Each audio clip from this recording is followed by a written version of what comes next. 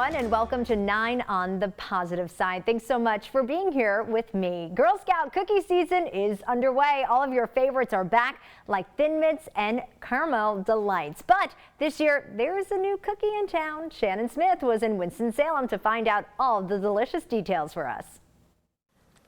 Girl Scout cookie season is here. All of your favorites, Thin Mints, Caramel Delights, and a new cookie this year with a special way to buy it. Jennifer Wilcox showing off.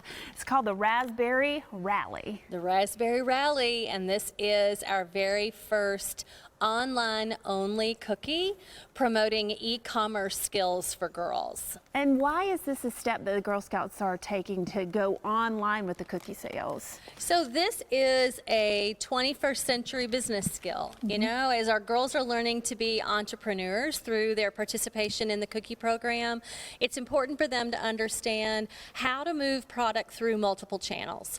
And e-commerce is a channel that we are all very much familiar and used to, and this provides them with that opportunity. So how will they sell it then?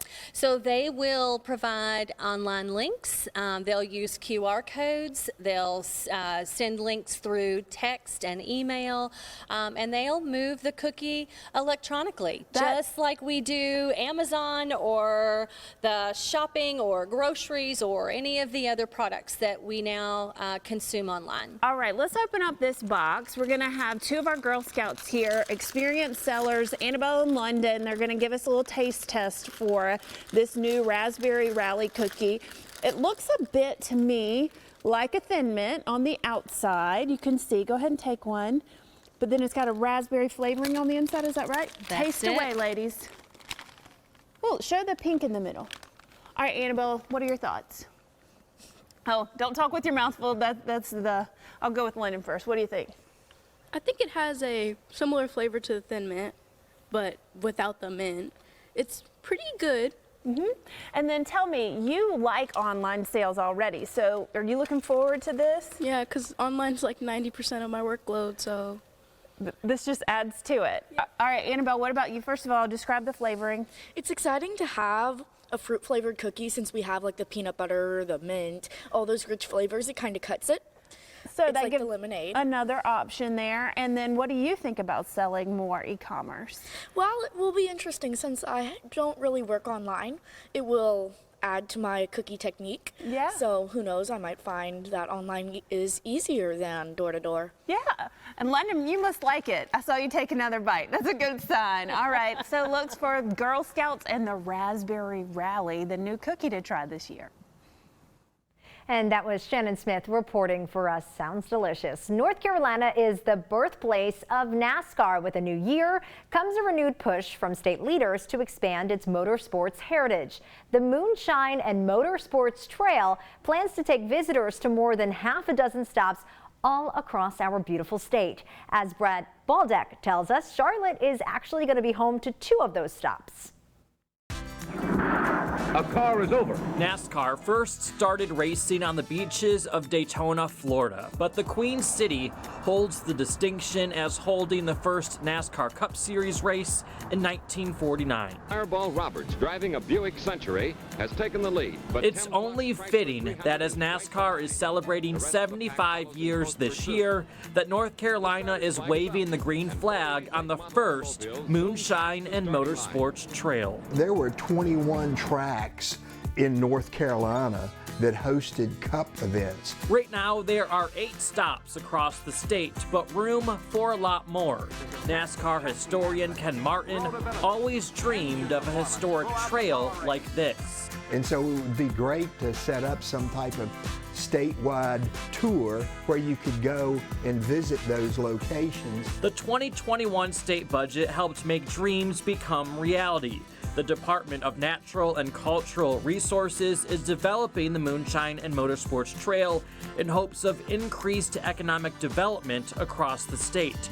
Charlotte Motor Speedway and the NASCAR Hall of Fame are considered stops along the way, with 6 others that zigzag across North Carolina. In this area, we had Rockingham, we had North Wilkesboro, we had Hickory, that all hosted a lot of Cup events, but it was like the sport outgrew them. Outgrown but not forgotten. When Bill France Sr. signed the papers to form NASCAR in 1948, North Wilkesboro Speedway was an original track on the schedule.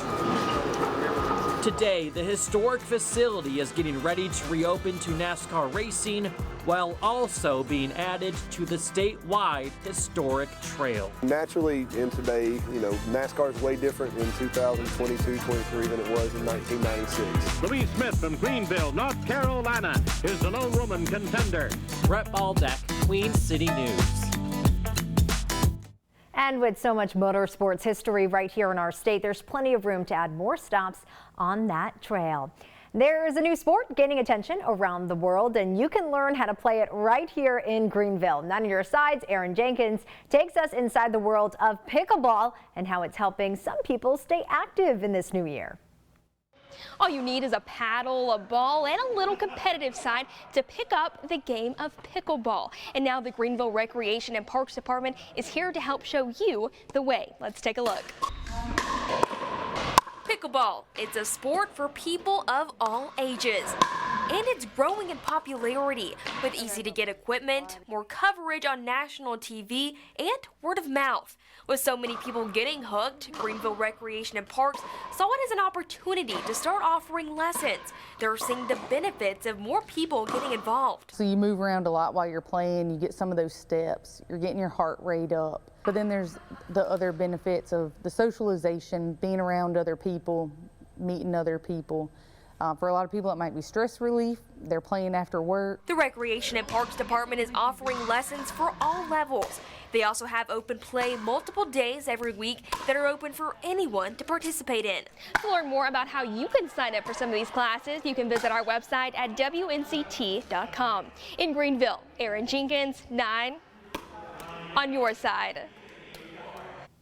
It does look like a lot of fun. And if you have a story idea, you are more than welcome to send it over to us. We want to hear about all the good things happening where you live. Just email newsdesk@WNCT.com. Again, it's newsdesk@WNCT.com. You can also reach out to me on Facebook or even over on Twitter. Now, book lovers, listen up. From a young author to the world's largest floating book fair, you might find a new read. Those stories are next.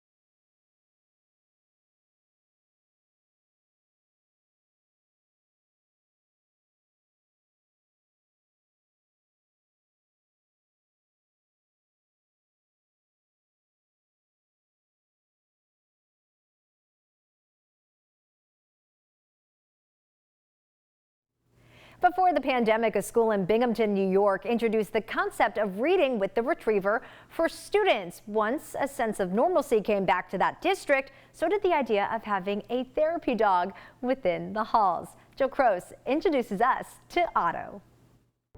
Meet Otto, a therapy dog for Shenango Forks Elementary School. The school psychologist Joelle Pelt is Otto's owner. I just kind of knew he had a good disposition to be able to calm people down, to provide love, affection. And so to pass testing to be an official therapy dog, he went through Bright and Beautiful therapy dogs. Once he passed that, and he's able to go into schools, he's able to go into hospitals, really any other place that a therapy dog can go. When it comes to Shenango Forks, the soon-to-be 11-year-old Chocolate Lab is no stranger to these halls. For some time now, he has been a part of the school's Reading with the Retriever program. And when they read to him, he's non-judgmental. He provides just a calm, non-judgmental presence that the kids often feel, and they become much more confident in their reading. really over the course of the 5 to 6 weeks. Otto has a number of hats within the school, and Pelt says the chocolate lab also helps students with attendance and helps students open up during therapy sessions. Students who I have not been able to make a lot of therapeutic progress with, he is just able to calm the whole situation down. I notice students want to walk with him in the hallway. It's a bit of a privilege to meet with Otto. Student Conway Mallory is now 16 years old, but when he was younger, he benefited from the reading concept. Consistently, I was a better reader because of him.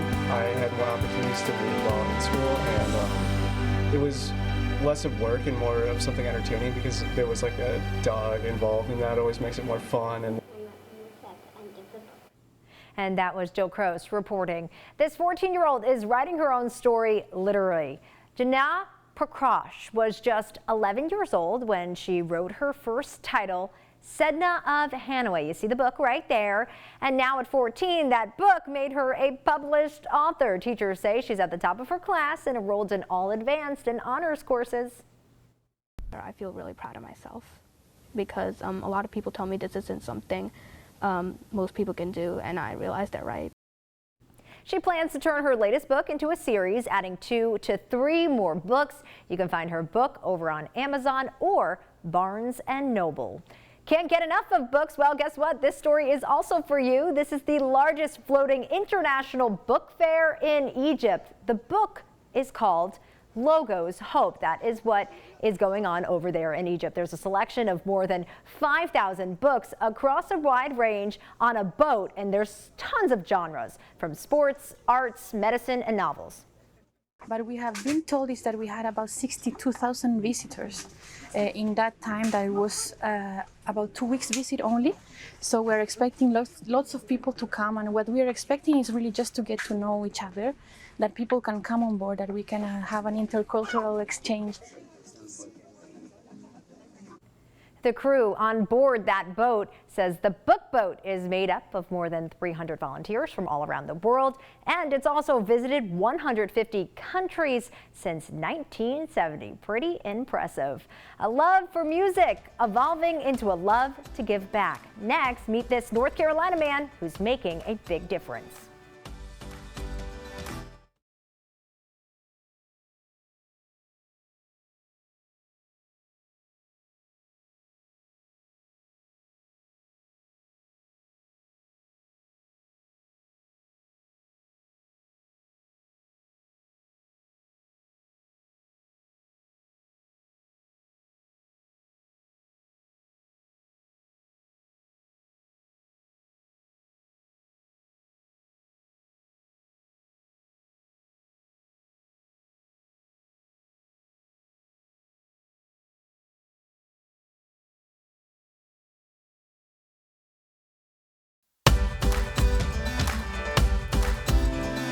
A North Carolina musician is sharing his musical talents with others in his community. John Lee introduces us to this special man.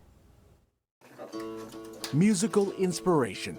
It is often born out of despair. COVID-19 robbed Garrett Huffman's generation of so many moments. Really taking the worst of a situation and trying to find something good in it. Rotate this way for me. Play.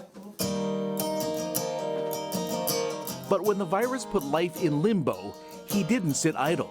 At the Sound Factory Studios in Lincolnton, the teenager's working on an LP that he hopes will be the launch pad to big things.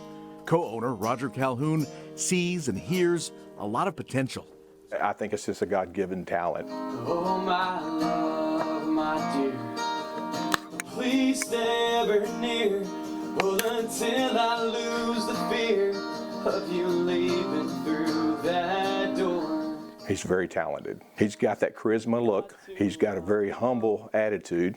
I've been conquered by my lows. And to think that not long ago, music wasn't even on his radar. So let your soul eclipse my heart and change me into something new.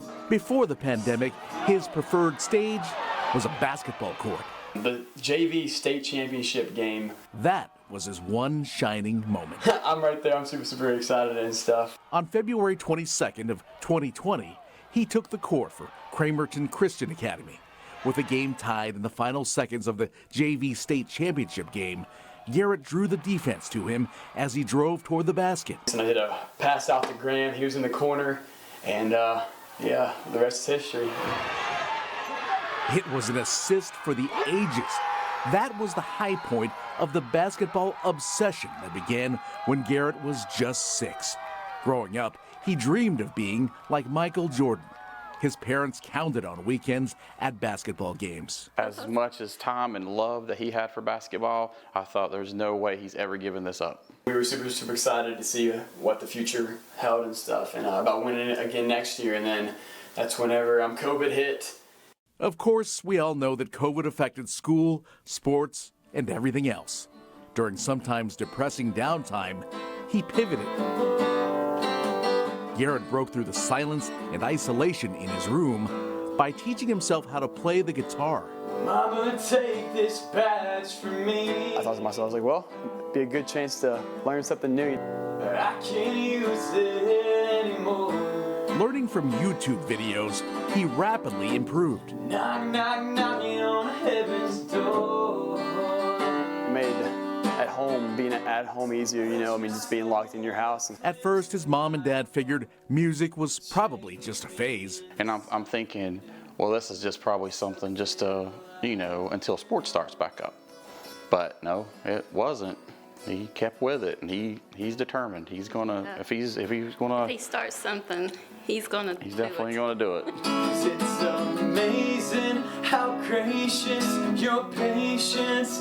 When he began writing his own songs, the stopgap hobby became his calling. My love for it has just evolved into what it is now, and I'm just consumed by it. For the past 9 months, he's performed live at local venues. Now, the next step is getting his songs on music streaming platforms. The unlikely transformation from athlete to singer-songwriter was certainly a revelation. No one imagined that his heroics in the state championship 2 years ago would turn out to be his last time in uniform. If I would have told you that night that, like, this is it for basketball. I said you're crazy. I would have said you're crazy and I would have cried. The pandemic pushed Garrett to turn the page to a new source of identity. We love that he loves it. He's a great voice, and his songwriting ability for 18 months of performing is over the top. These people that's worked at it for 10 years that hadn't got to his level yet. He's a natural. Music gave Garrett an outlet to tune out the uncertainty of life with COVID. I've kind of put that behind me. You know, I think music's in some way calling me. John Lee, Queen City News. Truly an inspiration. One California girl holds a rare license to own a unicorn. Yeah, we said unicorn. We'll visit the family and learn how her love of unicorns is taking her on a journey very far from home.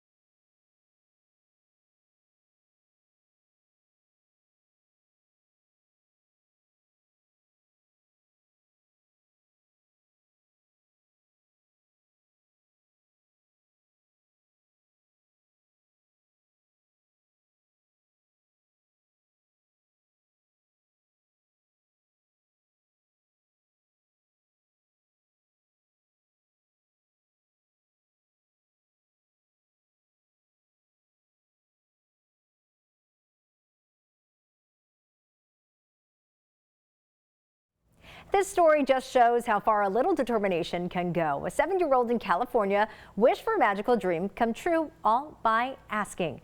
David Begno reports it all started with a love for unicorns.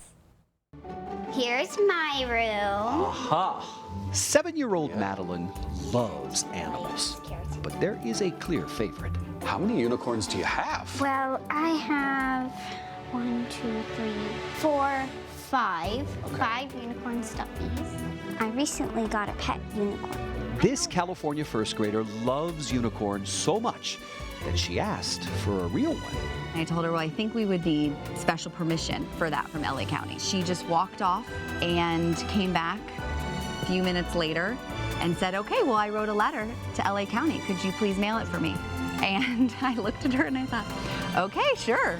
Marcia Mayetta got the letter. Dear LA County, I would like your approval if I can have a unicorn in my backyard if I can find one. Please send me a letter in response. Madeline. You gave your seal of approval? Yes, And did you sign the certificate? I did. And with that, Madeline received LA County's first ever unicorn license. Thank you. You're very welcome. What's the lesson here? Really go after it, take action. You just don't know what's going to happen. There's really still a lot of that innocence and just pure joy still out there, and it's a lot of fun to follow. David Begnaud, CBS News, Los Angeles.